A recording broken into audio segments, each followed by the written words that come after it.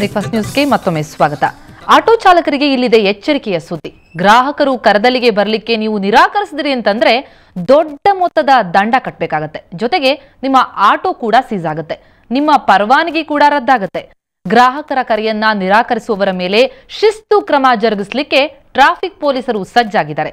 ಅದರ ಸಂಪೂರ್ಣ ಡೀಟೇಲ್ಸ್ ಈ ವರದಿಯಲ್ಲಿದೆ. ಆಟೋ ಆಟೋ ನಮ್ಮ ಬಾಳ ಜೀವ ಕಾಣಿರು, ದಿನವೂ ನಮಗೆ ಅಂದ ಕೊಡುವ ತಾಯಿ ಕಾಣಿರು. ಆಟೋ ಕಿರಿಕಿಗೆ ಹೊಸ ಅಸ್ತ್ರ.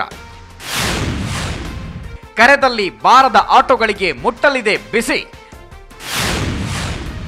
ಜಸ್ಟ್ ಒಂದು ಫೋನ್ ಕಾಲ್ ಅಷ್ಟೇ. ಆಟೋ ಆಟೋ ಅಂತ ಕಂಡ ಆಟೋಗಳನ್ನೆಲ್ಲ ಕೇಳಿದ್ರು ಒಬ್ರು ಬರಲ್ಲ ಕಣ್ರಿ. ಅಲ್ಲಿಗ ಬರಲ್ಲ, ಇಲ್ಲಿಗ ಬರೋದಿಲ್ಲ. ಡಬ್ಬಲ್ ಕೊಟ್ರೆ ಬರ್ತೀವಿ ನೋಡಿ, ಮೀಟ್ರ್ ಮೇಲೆ 20 ರೂಪಾಯಿ ಎಕ್ಸ್ಟ್ರಾ ಕೊಡ್ತೀರಾ ಅಂತಾರೆ. ಏನಾದರೂ ಅರ್ಜೆಂಟಲ್ಲಿ ಹೀಗಿದ್ದಾಗ ಹೇಳ್ಬಿಟ್ರೆ ನಿಮಗೆ ಮೈಯೆಲ್ಲ ಉರಿದು ಬಿಡುತ್ತೆ. ಆದರೆ ಏನು ಮಾಡೋಕ್ಕಾಗಲ್ಲ ಅಲ್ವಾ? ಇಂತಹ ಚಾಲಕರಿಗೆ ಮನಸ್ಸಿನಲ್ಲೇ ಶಪಿಸ್ಕೊಳ್ತಾ ಇದ್ದ ಪ್ರಯಾಣಿಕರಿಗೆ ಇದೀಗ ಮಿಠಾಯಿನಂತ ಸಿಹಿ ಸುದ್ದಿ. ಕರೆದ ಕಡೆ ಬರೋದಿಲ್ಲ ಅಂತ ಖ್ಯಾತೆ ತೆಗೆಯೋ ಚಾಲಕರಿಗೆ ಬುದ್ಧಿ ಕಲಿಸೋದು ಇನ್ನು ಸುಲಭ ಬಿಡಿ. ಆಟೋ ಹೆಲ್ಪ್ಲೈನ್ಗೆ ಕರೆ ಮಾಡಿ ವಿವರ ಕೊಟ್ಟರೆ ಸಾಕು, ಟ್ರಾಫಿಕ್ ಪೊಲೀಸರು ಆ ಚಾಲಕರ ಬೆನ್ನು ಬೀಳ್ತಾರೆ.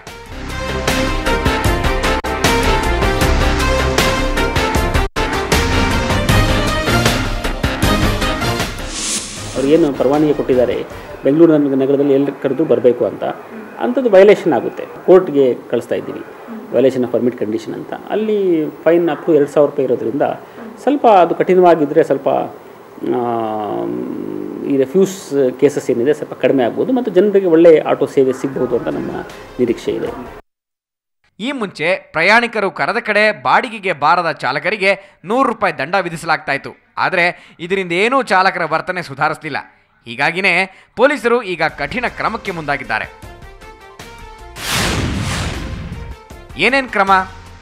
ದೂರವಾಣಿ ಸಂಖ್ಯೆ 080-255-88-444 ಅಥವಾ 555. ಈ ಹೆಲ್ಪ್ಲೈನ್ ನಂಬರ್ಗೆ ದೂರು ದಾಖಲಾದ ಬಳಿಕ ಪೊಲೀಸರು ಆಟೋ ಚಾಲಕರ ಮೇಲೆ ಕೇಸ್ ದಾಖಲಿಸ್ತಾರೆ, ಆಟೋವನ್ನ ಜಪ್ತಿ ಮಾಡ್ತಾರೆ. ಚಾಲಕರು ಕೋರ್ಟ್ನಲ್ಲಿ ವಿಚಾರಣೆಗೆ ಹಾಜರಾಗಬೇಕು. ಆರೋಪ ಸಾಬೀತಾದ್ರೆ ದಂಡ ವಿಧಿಸೋದು ಅಥವಾ ಲೈಸೆನ್ಸ್ ರದ್ದಾಗುವ ಸಾಧ್ಯತೆಯೂ ಇದೆ. ಪೊಲೀಸರ ಈ ಹೊಸ ನಿಯಮ ಆಟೋ ಚಾಲಕರ ನಿದ್ದೆಗೆಡಿಸಿದೆ.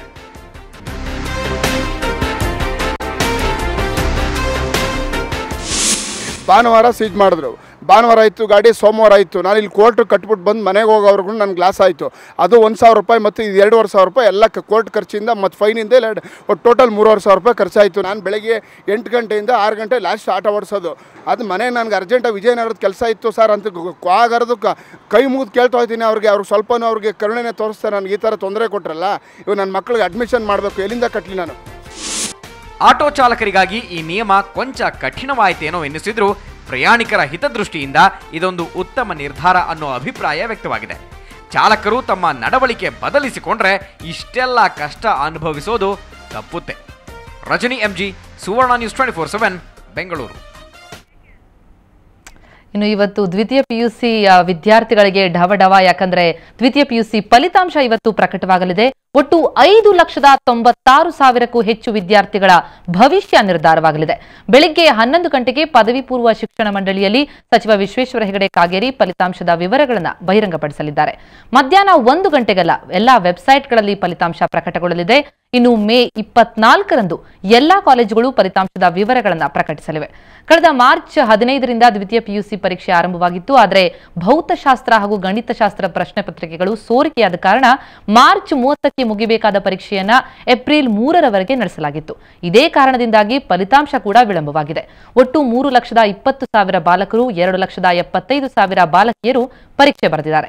ಕಳೆದ ವರ್ಷ ಒಟ್ಟಾರೆ 48.9% ಫಲಿತಾಂಶ ಬಂದಿದ್ದು ಈ ಸಲ ಫಲಿತಾಂಶ ಹೆಚ್ಚಾಗುವಂತಹ ನಿರೀಕ್ಷೆ ಇದೆ.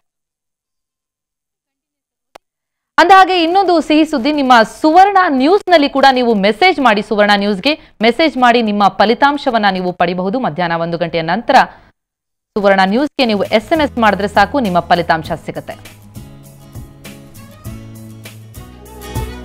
PUC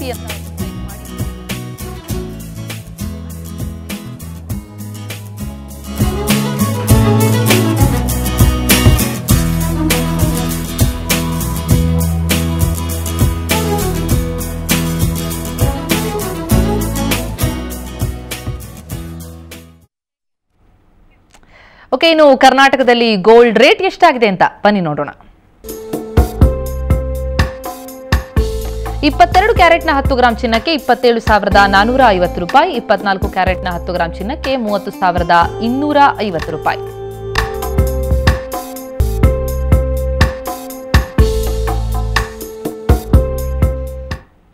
ಇನ್ನು ಸಾಕಷ್ಟು ಇಂಟ್ರೆಸ್ಟಿಂಗ್ ಸುದ್ದಿಗಳು ಬಾಕಿವೆ. ಅದರಲ್ಲೂ ಕನ್ನಡಪ್ರಭದಲ್ಲಿ ಯಾವೆಲ್ಲ ವಿಶೇಷ ಸುದ್ದಿಗಳನ್ನು ತೆಗೆದುಕೊಳ್ಳಲಾಗಿದೆ ನೋಡೋಣ ಒಂದು ಪುಟ್ಟ ಬ್ರೇಕ್ ನಂತರ.